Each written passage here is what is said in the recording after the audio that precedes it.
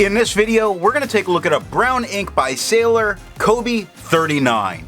As always, there's timestamps down below so you can skip around, but if you've got the time, I'd appreciate you checking out the entire video. Also, down in the description is a link to the brown ink playlist, so if you wanted to see more, you can find that there. I'm an ink guy. Let's get into the first writing sample done on 90 GSM Clairfontaine. No bleeding, no ghosting. No feather, no spread. We are seeing some bits of shading that show up in the stub, in the extra fine, and little bits in the medium. Now in the medium you only see a little bit where it shows up lighter, and in the extra fine a little bit where you see some darker spotting occur. The extra fine's a little bit lighter than the medium, and the medium's quite a bit lighter than the stub. Extra fine took 9 seconds to dry, while medium took 13. Scrubby for the extra fine shows some color variation, the medium not so much, but it does show up in the writing, and the smear test says you could likely recover if you smeared while you were writing. To have a range of experience with this ink, all of the writing samples are done with a Jinhao 159 with a 1.1 stub, a Jinhao X450 with a medium, and a Jinhao X750 with an extra fine. Then a Jinhao 51A with a fine nib was inked up, used for a day, and used to take the notes for this video. The next writing sample is done on 52 GSM Tomoe River. No bleeding, but some light ghosting. No feather, no spread, no shading in the writing, but the extra fine is lighter than the medium, and the medium is a little bit lighter than the stub. The extra fine took 16 seconds to dry, while the medium took 20. Scrubby for both give us no color variation. We're not getting it in the writing, and a smear test you probably could not recover if you smeared while you were writing. I agree with Vita. There's a lot to learn by doing multiple chromatographies. The one on the left is done the way it's supposed to be done. A line of ink is put down, and then it's put into water for 10 to 15 seconds. And this is more interesting than it first appears. There is what looks like a light blue at the very bottom, starting to form the very beginnings of a line. And as we move up, we see this little bit of pink show up at the end of the blue and before orange, which comes in. And at the very top is what appears to be a very green leaning to, it really looks like greenish brown, but I'm going to call it a little more green, so that orange to green on the top is really where we're getting the brown tone here. Now the one on the right that let dry for 10 minutes, the blue on the bottom is forming more of a line than it was in the original one, showing that it might be a bit of a resistant tone. But the rest of the chromatography really looks the same, so I'm not expecting any of those parts to hang out, just the blue part. The next writing sample is done on 80 GSM Rhodia dot pad. No bleeding, no ghosting. We have no feather, no spread, no shading in the stub, light shading as in only a couple light spots that appear in the medium, but in the extra fine we get quite a few more darker spots. Now this is helped because the extra fine is quite a bit lighter than the medium, and the medium is just a little bit lighter than the stub. Extra fine took 11 seconds to dry, while medium took 14.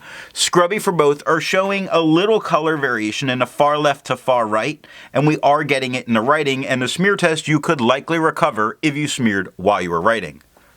Resistance tests are done to see how this ink could be expected to perform on the page, and more importantly, how hard it may be to clean from your pen. The smear is allowed to dry for 3 days before testing it. Looking at the highlighter, it handles itself very well. I would feel safe using it in a note-taking situation if I needed to go back and highlight. Now, water is reactivating and lifting everything out of it except that blue tone, which here is looking a bit more purple. Now, to be fair, it only took water to get it out of my pen, despite what we see on the paper. Now, the pen flush is breaking it down more than water did. We see a lot of the white of the paper coming through. And something I didn't need to use was 1/3 bleach solution, but on the paper, it completely destroyed it. The next writing sample is done on life paper. No bleeding, no ghosting. We have no feather, no spread, no shading for the stub, but decent shading occurs in the extra fine. Not too bad in the medium, and we get some lighter areas in it again. The medium's quite a bit darker than the extra fine, and the stub's a little bit darker than the medium. Extra fine took 9 seconds to dry, while medium took 13. The scrubby for both do show some color variation, and we do get it in the writing. And the smear test you could recover if you smeared while you were writing. For the inks tested, the average viscosity was 2.5, with the realm of normal being from 2.1 to 2.9.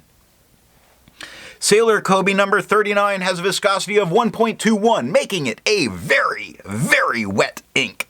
The next writing sample is done on Levenger paper. No bleeding, no ghosting.